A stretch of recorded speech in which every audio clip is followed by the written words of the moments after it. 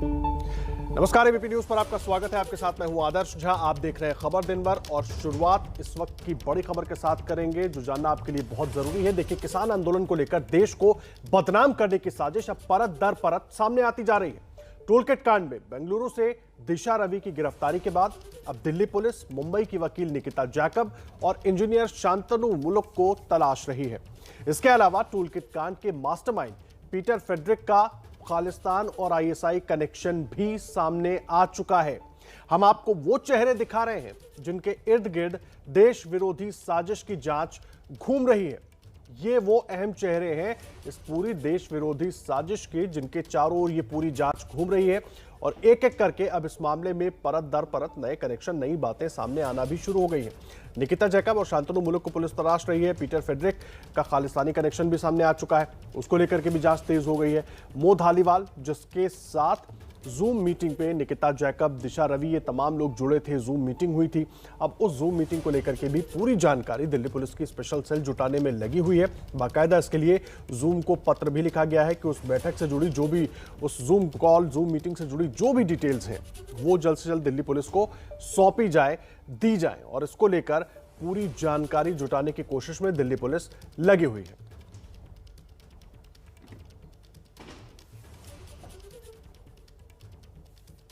देखिए, टूलकिट कांड को लेकर एबीपी न्यूज पर हम बहुत बड़ा खुलासा करने जा रहे हैं और यह खुलासा स्वीडन की पर्यावरण कार्यकर्ता ग्रेटा थनबर्ग और बेंगलुरु से गिरफ्तार दिशा रवि को लेकर है। याद होगा आपको, ग्रेटा थनबर्ग ने किसान आंदोलन के समर्थन में एक टूलकिट शेयर करने के बाद उसे डिलीट कर दिया था क्योंकि उस टूलकिट में देश विरोधी कंटेंट थे। इस टूलकिट को लेकर ग्रेटा थनबर्ग और दिशा रवि के बीच व्हाट्सएप पर जो बातचीत हुई थी वो अब सामने आ गई है। इस चैट में दिशा ग्रेटा को टूलकिट शेयर नहीं करने के लिए कह रही है। हम वो पूरी चैट आपको दिखाते हैं, जरा इस पूरी चैट को आप देखिए। इस चैट में ग्रेटा और दिशा के बीच क्या कुछ बातचीत हुई है। 3 फरवरी 2021 की चैट है। ग्रेटा लिखती है, बड़ा अच्छा होता अगर ये अभी तैयार होता, इसके चक्कर में मुझे कई धमकियां मिलती, इसने तो हंगामा खड़ा कर दिया। ये ग्रेटा ने व्हाट्सएप किया दिशा रवि को और दिशा ने उस पर लिखा, शिट शिट शिट, अभी भेज रही हूं, क्या तुम टूल किट को बिल्कुल ट्वीट नहीं कर सकती हो। ये उस चैट में लिखा गया दिशा रवि की तरफ से। और सिर्फ यही नहीं, उसके बाद दिशा रवि लिखती है, क्या अभी हम कुछ भी नहीं बोल सकते, मैं वकीलों से बात करती हूं। मतलब उनको पता था कि उसमें वो किस तरह का कंटेंट डाल रही हैं या उसमें डाला गया है, उसके क्या नुकसान हो सकते हैं। इन तमाम चीजों को जानने के बाद देखिए फिर उन्होंने लिखा, आई एम सॉरी और मैं वकीलों से बात कर रही हूं, ये जानकारी देने की कोशिश की। उसके बाद ग्रेटा थनबर्ग लिखती है कि मुझे कुछ लिखना है, मुझे इस पर कुछ लिखना होगा, वो ये लिखने की कोशिश कर रही है। और उसके बाद दिशा रवि की तरफ से फिर से ट्वीट किया जाता है और उस पर लिखा जाता है, पूरी जानकारी दी जाती है, बताया जाता है कि अभी हम कुछ भी नहीं बोल सकते, मैं वकीलों से बात कर रही हूं, आई एम सॉरी, इस पर हमारा नाम है और हम लोगों के खिलाफ यूएपीए में मामला हो सकता है। तब ग्रेटा लिखती है, मुझे कुछ लिखना होगा, मुझे कुछ लिखना है। फिर दिशा की तरफ से कहा जाता है, क्या तुम मुझे 5 मिनट दे सकती हो, मैं वकीलों से बात कर रही हूं। और कई बार इस तरह की नफरत वाली आंधी आती है और ये वाकई जबरदस्त होती है। ये लिखा है ग्रेटा थनबर्ग ने। आप जरा ग्रेटा थनबर्ग का भी जो चैट है वो पढ़िए। उसके बाद दिशा रवि लिखती है, पक्का मुझे माफ करना, हम सब डर गए हैं क्योंकि यहां हालात खराब होने लगे हैं।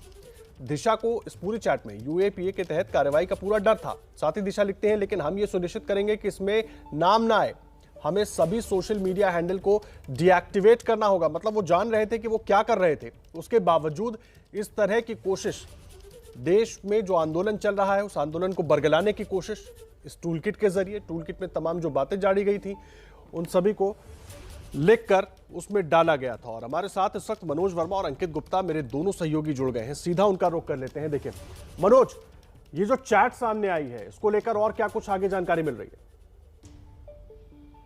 जी बिल्कुल, देखिए चैट सामने आने के बाद ये बात तो अब बिल्कुल साफ हो गई है कि टूलकिट के अंदर जो चीज़ें लिखी गई थी और वही चीज़ें जो हैं 26 जनवरी के दिन हुआ भी। और जिस तरीके से 26 जनवरी को हिंसा हुई और इसके बाद दिल्ली पुलिस ने इस मामले की इन्वेस्टिगेशन करना शुरू किया और जब जानकारी जुटाई गई, सोशल मीडिया अकाउंट्स को खंगाला गया, उसमें टूलकिट का नाम सामने आया और 4 फरवरी को दिल्ली पुलिस की साइबर सेल ने मामला दर्ज कर लिया। और मामले को दर्ज करने के बाद जब जाँच को आगे बढ़ाया गया तो दिशा रवि का नाम इसके अंदर सामने आया।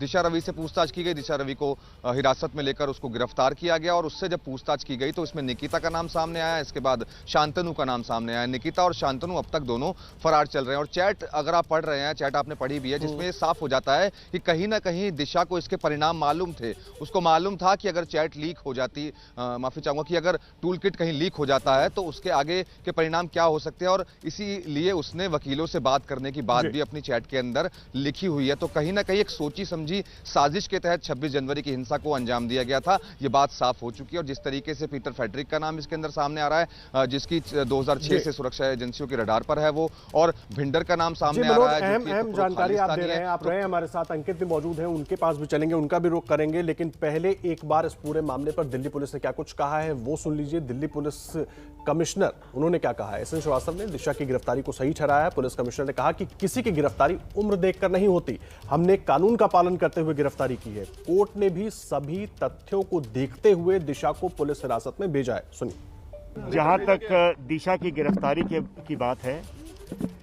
गिरफ्तारी बिल्कुल कानून के अनुसार और सारी जो प्रोसीजर को फॉलो करते हुए दिशा की गिरफ्तारी हुई है। कानून ये उसमें 22 साल की उम्र का और 50 साल की उम्र में कोई उसमें डिफरेंस नहीं करती है। और हमने सारी चीज़ को देख लिया। उसको अंततः कोर्ट में पेश किया गया। कोर्ट में जो मेट्रोपॉलिटन मजिस्ट्रेट हैं उसको गिरफ्तारी को सही मानते हुए उसको पुलिस हिरासत में 5 दिन के लिए दिया। तो ये जो लोग कहते हैं कि गिरफ्तारी में कोई कमी रही है, वो बिल्कुल मिथ्या है। तो Delhi police commissioner S N Srivastava को आप सुन रहे थे, जो पूरी जानकारी दे रहे थे इस मामले पर, किस तरीके से जांच आगे बढ़ रही है। अंकित गुप्ता भी मेरे सहयोगी मेरे साथ मौजूद है, अंकित का भी रुख कर लेते हैं।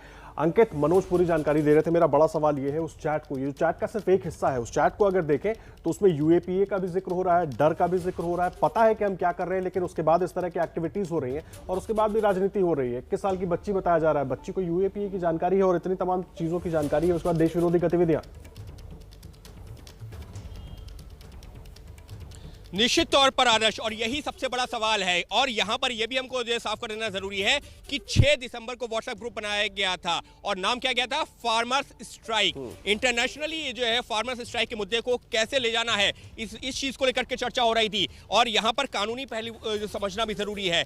इस मामले में जो दिल्ली पुलिस की जांच चल रही है वो काफी सारे टेक्निकल एविडेंस जुटाने की ओर आगे बढ़ रही है। व्हाट्सएप से जानकारी मांगी गई है, गूगल से मांगी गई है, जूम से मांगी गई है। और इस दौरान जो अभी हमने अपने दर्शकों को चैट दिखाई है, जो आपने सही कहा, वो तो सिर्फ 3 फरवरी को जो चैट हुई है वो एक हिस्सा है, लेकिन 26 जनवरी से पहले 6 दिसंबर से लेकर के 26 जनवरी के बीच में किस तरीके की चर्चा हुई है, किस तरीके की बातचीत हुई है, उस बातचीत में कितने और लोग शामिल थे, पुलिस के पास में पूरा रिकॉर्ड है। हालांकि वो चैट्स को डिलीट किया गया है, लेकिन उनको रिट्रीव किया जा रहा है। जूम से जो जानकारी मांगी गई है, गूगल से मांगी गई है, यही पता करने की कोशिश कि इन लोगों के बीच में जो जूम कॉल हो रहा था, ये लोग जो बातचीत कर रहे थे, उसमें किस किस तरीके से, क्या मेल के जरिए भी इन्होंने बातचीत की है, जूम में कौन कौन लोग मीटिंग में शामिल थे। और ये महत्वपूर्ण क्यों है, कानूनी तौर पर ये समझना जरूरी है, क्योंकि जब अदालत में मामला जाता है तो जैसा पुलिस कमिश्नर ने खुद कहा कि हमने कोर्ट के सामने तथ्य रखे, कोर्ट ने उनको देखने के बाद में ही कस्टडी में हमको दिया था। यानी कि ये कह देना कि 21 साल की है और उसके ऊपर सवाल नहीं उठाए जा सकते, वो ठीक नहीं है, क्योंकि कानून अपना काम करता है। अदालत के सामने तथ्य रखे गए जिसके आधार पर कोर्ट ने कस्टडी में भेजा था और इसी तरीके से जांच आगे बढ़ रही है। आप रहे अंकित, मनोज, आप दोनों रहे हमारे साथ। अंकित और मनोज दोनों हमारे सहयोगी जुड़े हुए हैं और दोनों ही पूरी जानकारी दे रहे थे इस मामले से जुड़ी हुई। देखिए, टूलकिट केस में एक और बड़ी खबर आ रही है। साइबर सेल सूत्रों के मुताबिक 26 जनवरी पर किसानों की रैली से पहले शांतनु और दिशा रवि दिल्ली में ही थे। शांतनु और दिशा रवि दोनों ही जो साइबर सेल के सूत्र हैं वो बता रहे हैं कि वो दिल्ली में ही थे। दोनों ट्रैक्टर रैली के अगले दिन दिल्ली से निकले थे। 26 जनवरी पर किसानों की रैली से पहले दिशा रवि और शांतनु मुलुक दोनों दिल्ली में ही मौजूद थे। 26 जनवरी से पहले, जिस दिन ट्रैक्टर रैली का आह्वान किया गया था किसान संगठनों की तरफ से, और उसके पहले टूलकिट में जो कुछ खुलासे हो रहे हैं उस पर तो सवाल उठ रहे हैं, लेकिन अब जब कड़ियों को जोड़ा जा रहा है तो देखिए 26 जनवरी की रैली के अगले दिन दिल्ली से ये दोनों लौट कर गए थे, दिशा रवि और शांतनु, और इन दोनों को, दिशा को अब पुलिस हिरासत में भेज दिया गया है। शांतनु और निकिता जैकब की तलाश की जा रही है, कड़ियों को जोड़ने की कोशिश हो रही है, वो चाहे गूगल के जरिए हो, चाहे व्हाट्सएप के जरिए हो। अब तो जूम से भी डिटेल मांगी गई है, उस जूम से, जिस मीटिंग पर, जूम मीटिंग पर जिसमें मोद धालीवाल, निकिता जैकब और दिशा रवि, ये तमाम लोग उस मीटिंग में, जूम मीटिंग में जुड़े थे आपस में। क्या कुछ बात हुई थी, क्या था, कितनी देर की ये मीटिंग थी, ये तमाम टेक्निकल जानकारी अभी मांगी जा रही है। उसके बाद इन लोगों से पूछताछ भी होगी, दिशा रवि से पूछताछ होगी इस पर।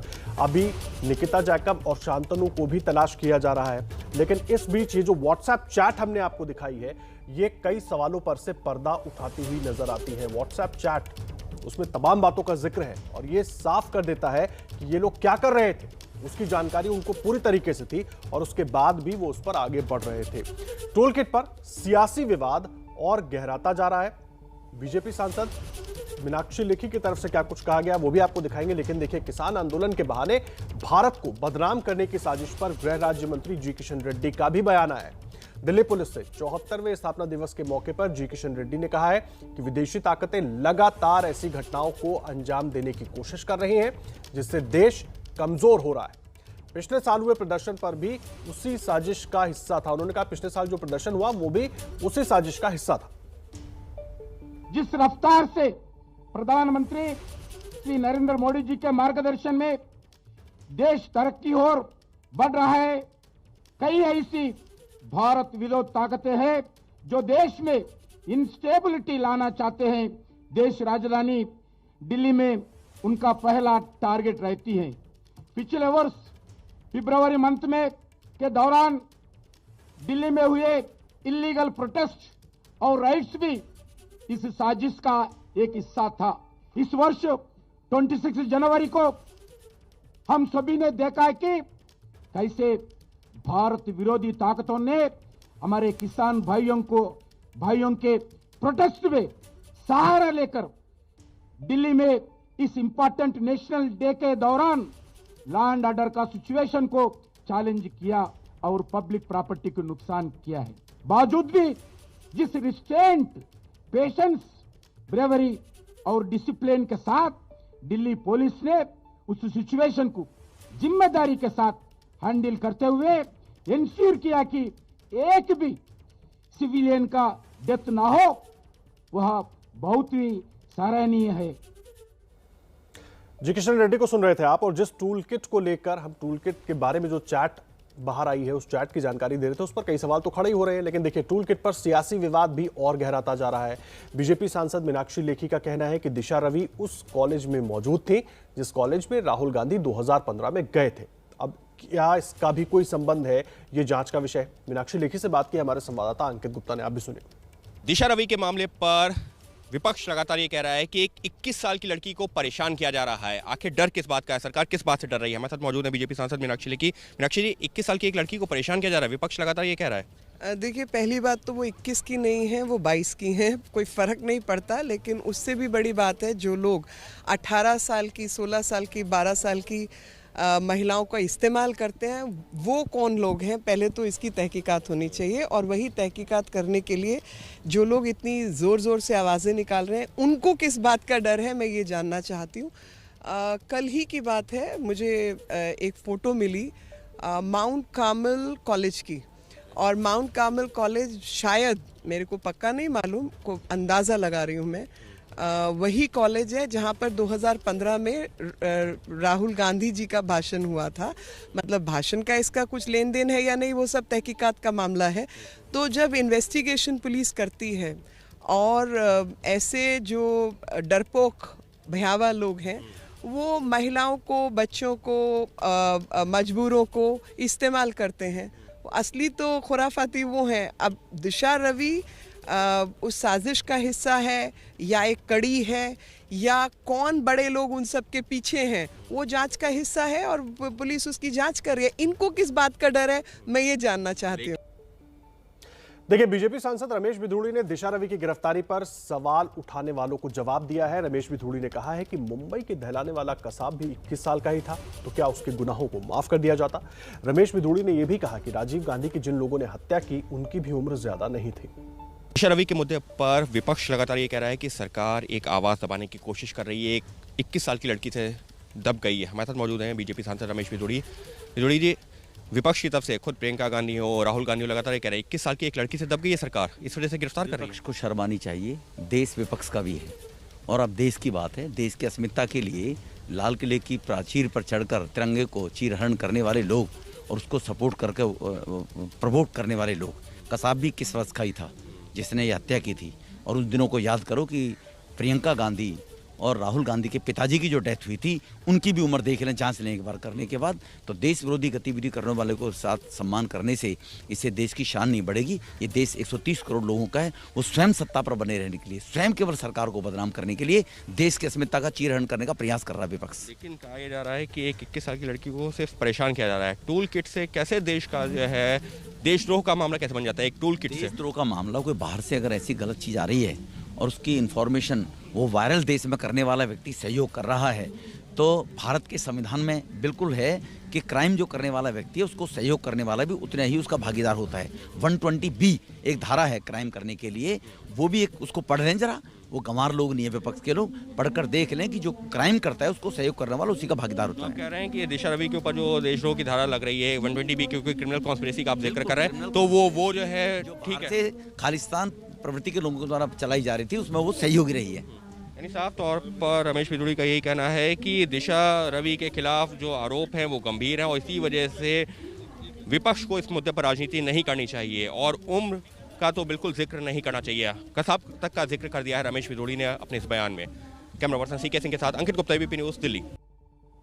देखिए, ये सब कुछ हुआ था किसान आंदोलन को लेकर देश को बदनाम करने की साजिश के तहत, और इसीलिए इस टूल किट को बनाया गया था और शेयर किया गया था। और टूल किट से जुड़ी वो 5 किरदार, वो 5 चेहरे कौन से, वो देख लीजिए। दिशा रवि, निकिता जैकब, शांतनु मुलुक, मो धालीवाल, पीटर फेडरिक। अब इन सब के कनेक्शन खंगालने में पुलिस लगी हुई है। दिशा रवि को पुलिस कस्टडी में भेज दिया गया है, पूछताछ की जा रही है। निकिता जैकब, शांतनु मुलुक की तलाश जारी है। मो धालीवाल PFJ से जुड़ा हुआ है और इसके साथ जूम मीटिंग पर दिशा रवि और निकिता जैकब भी जुड़ी थी टूल किट के आने के पहले। और देखिए, शांतनु मुलुक और पीटर फेडरिक, ये 2 ऐसे नाम हैं। शांतनु मुलुक के बारे में कहा जा रहा है, जो अभी जानकारी आई है, कि ये लोग उस वक्त भी दिल्ली में मौजूद थे, 26 जनवरी के पहले भी दिल्ली में मौजूद थे। शांतनु मुलुक और पीटर फेडरिक के बारे में भी बात करेंगे।